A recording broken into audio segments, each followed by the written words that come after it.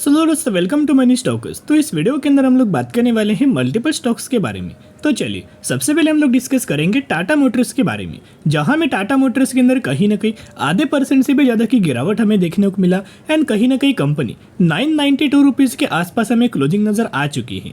तो current basis के ऊपर अगर आप ऑब्जर्व करेंगे तो फाइनली कंपनी राउंड नंबर के नीचे हमें ट्रेड कर रहा है।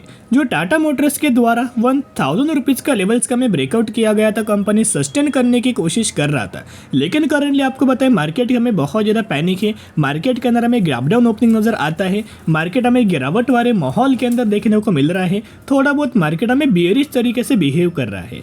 तो यही बेयरिश तरीके से बिहेव करने की ही वजह से मल्टीपल सेक्टर्स के अंदर एंड मल्टीपल स्टॉक्स के अंदर हमें गिरावट नज़र आ रहा है, हमें फॉल देखने को मिल रहा है। लेकिन दोस्तों यही फॉल के अंदर बाइंग करने का एक ग्रेट अपॉर्चुनिटी है, क्योंकि इससे पहले भी अगर आप ऑब्जर्व करेंगे पिछले 6 महीने में बीच बीच में हमें गिरावट भी हुआ था। पिछले 6 महीनों में बीच बीच में गिरावट दोस्तों नजर आया था, जैसे कि ये एक बार गिरावट हुआ था, सेकंड बार भी गिरावट हुआ था, थर्ड बार भी गिरावट हुआ था। अगर बाय चांस करंट बेसिस के ऊपर दोस्तों और ज़्यादा गिरावट अगर होता है ना, तो ये बाइंग करने का टाटा मोटर्स के अंदर एक बहुत अच्छे खासा लेवल हमें देखने को मिलेगा, राइट। अगर और ज़्यादा मार्केट बियरिश होता है और ज़्यादा मार्केट हमें पैनिक क्रिएट करता है तो थोड़ा और हमें टाटा मोटर्स के अंदर गिरावट हो सकता है। कहीं ना कहीं टाटा मोटर्स के द्वारा जो प्रीवियसली जो सपोर्ट हमें लिया गया था वही लेवल्स के ऊपर कंपनी फिर से सपोर्ट लेने आ सकता है। तो करंट बेसिस की जितना कंपनी आपको गिरावट के अंदर मिले, बाय ऑन स्ट्रेटेजी अप्लाई जरूर करना, क्योंकि ऐसा मौका आपको आने वाले फ्यूचर में देखने को नहीं मिलने वाला। अभी आप जैसे कि पता है कि आपको हर एक कंपनी का Q4 का रिजल्ट्स हमें आने वाला है, तो वैसे टाटा मोटर्स का भी Q4 का रिजल्ट्स आने वाला है और कंपनी के द्वारा वो डेट्स हमें डिक्लेयर किया गया है। तो टाटा मोटर्स का जो Q4 का रिजल्ट है वो 10 अप्रैल को आने वाला है, 10 मई को आने वाला है। तो कहीं ना कहीं रिजल्ट्स के साथ साथ कंपनी के द्वारा हमें डिविडेंड का भी अनाउंसमेंट किया गया है, यानी कि Q4 रिजल्ट्स के साथ साथ आपको डिविडेंड का भी बेनिफिट Q4 रिजल्ट्स के अंदर मिलने वाला है। तो कहीं ना कहीं अगर आप ऑब्जर्व करके चलेंगे तो ये रिजल्ट कब आने वाला है 10 मई को, तो जरूर चैनल को सब्सक्राइब करके रख सकता कि जब भी मुझे कंपनी का Q4 का रिजल्ट नजर आएगा 100% मैं आपके साथ शेयर कर दूंगा। लेकिन ये रिजल्ट्स के अंदर भी बहुत ज़्यादा चांसेस है कि बहुत अच्छा खासा कंपनी अपना रिजल्ट हमें परफॉर्म कर सकता है, क्योंकि आप सभी को पता है बीच बीच में कंपनी के द्वारा टाटा मोटर्स के द्वारा जितने सारे इनके व्हीकल्स है, जितने सारे इनके वेरिएंट्स है, उन सारे वेरिएंट्स के ऊपर व्हीकल्स के ऊपर कंपनीज के द्वारा हमें डिस्काउंट भी दिया गया था, जिसका बल्क ऑफ द कस्टमर्स को अट्रैक्ट करने के लिए डिस्काउंट हमें प्रोवाइड किया था। उसके साथ साथ बीच बीच में क्या हुआ था कि लगातार कंपनीज के द्वारा अपने व्हीकल्स के ऊपर प्राइस हाइक हमें किया गया था, व्हीकल्स का प्राइस इंक्रीज किया गया था, वो भी एक एडिशनल बेनिफिट हमें मिल सकता है। उसके साथ साथ आप सभी को पता है कि ईवी के अंदर कंपनी बहुत अच्छा खासा काम कर रहा है। उसके साथ साथ जो सेगमेंट पहले JLR यानी कि जैगवार एंड लैंड रोवर, ये सेगमेंट जो बहुत ज़्यादा बुरा हमें पहले परफॉर्म कर रहा था, उस वजह से बहुत ज़्यादा टाटा मोटर्स को प्रॉब्लम आ रहा था, लेकिन करंटली यही सेगमेंट कई गुना अच्छा हमें परफॉर्म कर रहा है। तो इसका भी बेनिफिट्स हमें टाटा मोटर्स को Q4 रिजल्ट्स के अंदर हमें दिखाई दे सकता है। अभी तक तो कंपनी का Q4 रिजल्ट्स का प्रीव्यू हमें देखने को नहीं मिला। उस प्रीव्यू के अंदर होता क्या है ना, ब्रोकरेज फर्म के द्वारा, एनालिस्ट के द्वारा बताया जाता है कि ये कंपनी ऐसा परफॉर्म कर सकता है, राइट। तो जिसके द्वारा हमें मार्केट को भी पता लगता है, मार्केट भी उसी तरीके से एक्सपेक्ट हमें कर लेते हैं। लेकिन जैसे अभी आएगा वैसे मैं आपके साथ शेयर कर लूँगा।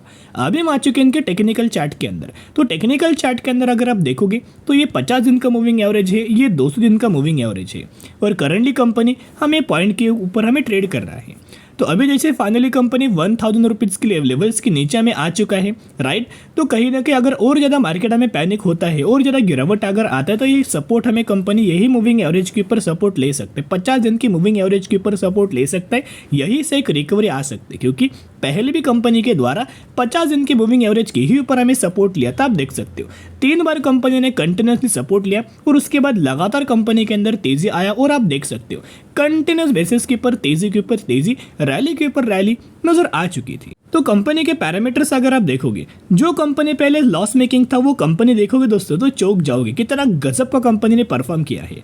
जो कंपनी का प्रॉफिट्स हमें नेगेटिव के अंदर था, लॉस मेकिंग कंपनी था, उसके बाद आप देख सकते हो पिछले 5 क्वार्टर से बहुत अच्छा खासा कंपनी प्रॉफिट्स अपना जनरेट करता है। 3300 करोड़, 3800 करोड़, 7150 करोड़। उसके साथ साथ कंपनी का रिजर्व्स अगर आप ऑब्जर्व करके चलेंगे तो रिजर्व्स के अंदर भी जंप आ रहा है। पहले कंपनी का जो रिजर्व्स था 3,700 करोड़ के आसपास था, फिर 44,500 करोड़। अभी अगर आप देखोगे सितंबर 2023 का डेटा है, इसके अंदर 52,800 करोड़ के आसपास हमें देखने को मिल रहा है। एंड पिछले 3 सालों से कंपनी का लगातार जो बोरिंग से जो लोन है वो लगातार कम हो रहा है। आप देख सकते हो ये बहुत अच्छा खासा और पॉजिटिव वाला एक हमें व्यू देखने को मिल रहा है। एंड रिसेंट बेसिस के ऊपर इनका शेयर होल्डिंग पैटर्न हमें अपडेट हो चुका है, तो आप देख सकते हो एफआईज के द्वारा लगातार माल को बाइंग किया जा रहा है। पहले 17.72% का स्टेक था, वो इंक्रीज करके 18.40 किया, और उसके बाद करंटली 18.62% किया। उसके बाद थोड़ा बहुत माल हमें डीआईएस के द्वारा बेचा गया है दोस्तों, राइट। लेकिन हमें एफआईज के द्वारा अच्छा खासा माल को हमें बाइंग किया गया है। एंड रिसेंट बेसिस के ऊपर शेरखान ब्रोकरेज फर्म के द्वारा टाटा मोटर्स इस कंपनी के अंदर हमें बाइंग रिकमेंडेशन दिया गया है, और इसके साथ साथ टारगेट भी दिया। इनका मानना है कि बहुत ही जल्द ये कंपनी 1188 रुपीज़ के आसपास अपना टारगेट हमें अचीव कर सकती। एंड करंट बेसिस के ऊपर म्यूचुअल फंड्स के द्वारा भी बहुत बड़ा माल हमें दोस्तों लगातार हर एक फंड्स के द्वारा बाइंग किया गया है। मैं आपके साथ डेटा शेयर करना चाहूँगा, ताकि जिन भी लोगों ने करंटली बाइंग किया है, जो लोगों को करंटली लॉस हो रहा है, जो लोग लॉस में है, वो लोगों को होल्ड करने के लिए कुछ ना कुछ कॉन्फिडेंस चाहिए। तो वही कॉन्फिडेंस बढ़ाने के लिए ये डेटा मैं आपके साथ प्रेजेंट कर रहा हूँ। तो सबसे पहले फंड है एक्सिस का, जिन्होंने 14,000 करोड़ की खरीदारी किया। अगला फंड है एक्सिस का 33,000 करोड़ की बाइंग। एक्सिस का एक और फंड है 11,000 करोड़ की बाइंग। निपॉन का एक फंड है 23,000 करोड़ की बाइंग। एक और निपॉन का फंड है 6,700 करोड़ की बाइंग। एक कॉन्ड का एक्सिस का फंड है कहीं ना कहीं 1,000 करोड़ की बाइंग। यानी कि जो म्यूचुअल फंड्स के द्वारा अच्छे खासा माल दोस्तों बाइंग किया गया है। रिजल्ट्स भी कंपनी का 10 मई को आने वाला है, और रिजल्ट जो आने वाला है वो बहुत अच्छा खासा आ सकता है, राइट। तो बाउंड्री स्ट्रेटेजी अप्लाई करके चल सकते हो। गिरावट के अंदर बाइंग करेंगे तो सबसे ज़्यादा बेनिफिट्स आप ही को होगा जब भी कंपनी रिकवर करेगा। अभी हम बात करेंगे केपीआईटी के बारे में। तो केपीआईटी के अंदर आज के दिन कहीं ना कहीं 1 से 1.5% की गिरावट नजर आया। 1,410 रुपीज़ के आसपास हमें क्लोजिंग नजर आ चुकी है। केपीआईटी के अंदर एक डेटा मैं आपके साथ शेयर करना चाहूँगा, वो डेटा देख के आपके अंदर बहुत अच्छा खासा कॉन्फिडेंस बिल्ड हो सकता है। एंड कहीं ना कहीं बहुत जल्द केपीआईटी के अंदर बहुत अच्छी खासी रैली आ सकती है। अभी पिछले 5 दिनों का परफॉर्मेंस देखोगे तो लगातार केपीआईटी के अंदर हमें गिरावट हो रहा है। ओवरऑल मार्केट के अंदर भी गिरावट हो रहा है, जिस वजह से हर एक सेक्टर के अंदर और हर एक स्टॉक्स के अंदर गिरावट हो रहा है। एंड कहीं ना कहीं केपीआईटी कहीं ना कहीं 6.5% तक की गिरावट हो चुकी है। और एक्चुअल बेसिस के ऊपर केपीआईटी के अंदर अगर आप टॉप देखोगे तो टॉप से लेकर करंट प्राइस तक 18 से 19% तक की गिरावट हमें केपीआईटी के अंदर हो चुकी है। तो दोस्तों आपको पता है कि हर एक कंपनी का Q4 का रिजल्ट्स आने वाला है, तो केपीआईटी के द्वारा भी Q4 रिजल्ट्स का डेट हमें अनाउंस किया गया है। तो केपीआईटी का Q4 का रिजल्ट्स 29 अप्रैल को आने वाला है, राइट। Q4 का रिजल्ट 29 अप्रैल को आने वाला है, और इस रिजल्ट्स के साथ साथ कंपनी डिविडेंड का भी बेनिफिट शेयर होल्डर्स को देने वाली है। तो जरूर चैनल को सब्सक्राइब करके दोस्तों रख सकते हो, ताकि जब भी मुझे कंपनी का Q4 का रिजल्ट नजर आएगा ना 100% मैं आपके साथ शेयर कर दूंगा। एंड ओवरऑल कंपनी कैसा काम कर रहा है, परफॉर्म कर रहा है, पैरामीटर्स कैसे है, वो भी देखना इंपॉर्टेंट है। तो कंपनी का रेवेन्यूज, इसे आप सेल्स भी बोल सकते हो, सेल्स के अंदर रेवेन्यूज के अंदर लगातार आपको जंप नजर आ रही है। उसके साथ साथ कंपनी का अगर आप नेट प्रॉफिट भी चेकआउट करके चलेंगे तो लगातार कंपनी का जो नेट प्रॉफिट है वो बहुत अच्छा खासा ग्रो हो रहा है। And basically currently share holding pattern हमें केपीआईटी के अंदर अपडेट हो चुका है, जहां एफआईज के द्वारा आप देख सकते हो पहले 26.5% तक का स्टेक था, अभी 24% तक का स्टेक है।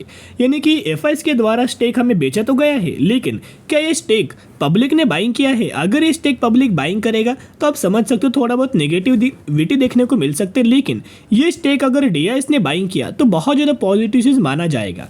अगर आप डीआईएस का भी स्टेक देखोगे तो पहले 11.5% तक का स्टेक था, वो बढ़ा के कितना किया, 14% तक का स्टेक किया। तो कहीं ना कहीं दोस्तों अगर आप ऑब्जर्व करके चलेंगे, जो माल एफआईज ने बेचा है वही माल हमें डीआईएस ने बाइंग किया है, क्योंकि अभी एफआईज को लग रहा है कि थोड़ा बहुत हमें प्रॉफिट बुकिंग कर लेना चाहिए, और डीआईएस को लग रहा है कि ये गिरावट अच्छा खासा बाइंग करने का मौका है, तो ये गिरावट के अंदर चले माल परचेस कर लेते हैं। तो दोस्तों हर एक लोगों का व्यू अलग अलग होता है। तो जो डेटा मैं आपके साथ केपीआईटी का प्रेजेंट करने वाला था ना, वो चले वो डेटा ओपन कर लेते हैं। तो यहाँ दोस्तों अभी हम आ चुके केपीआईटी की म्यूचुअल फंड्स होल्डिंग के ऊपर। तो म्यूचुअल फंड्स का अगर आप बाइंग का डेटा अगर आप देखोगे केपीआईटी के अंदर, तो मार्च महीने का डेटा है, राइट, जिसके अंदर आप देख सकते हो सबसे ज्यादा म्यूचुअल फंड्स के द्वारा यही महीने के अंदर हमें बाइंग किया है।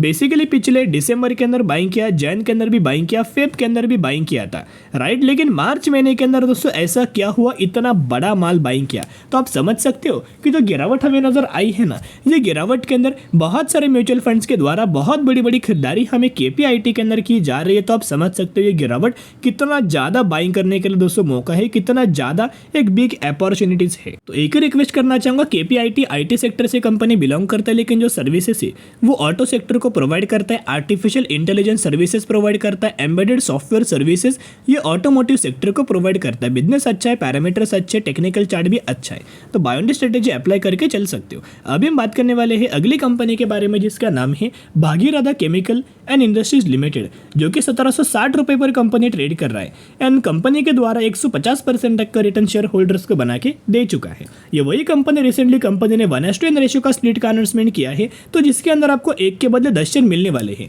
तो एक ही रिक्वेस्ट मैं आपके साथ करना चाहूँगा कि कंपनी के बारे में ओवरऑल बेसिस के ऊपर स्टडी करना, एनालिसिस करना, और अगर आपको ये कंपनी पसंद आए तो निवेश करना। तो चलिए दोस्तों, आज के लिए इतना ही। अगर आपको ये वीडियो पसंद आए जरूर वीडियो को लाइक और चैनल को सब्सक्राइब करके चल सकते हो। फिर मिलेंगे, बाय।